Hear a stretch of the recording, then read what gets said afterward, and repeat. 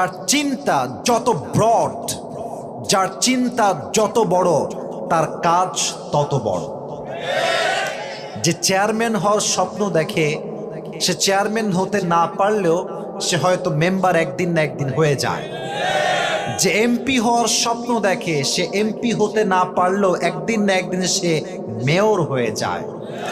যে মন্ত্রী হওয়ার স্বপ্ন দেখে, সে মন্ত্রী হতে না পারলেও একদিন না একদিন সে এমপি হয়ে যায়।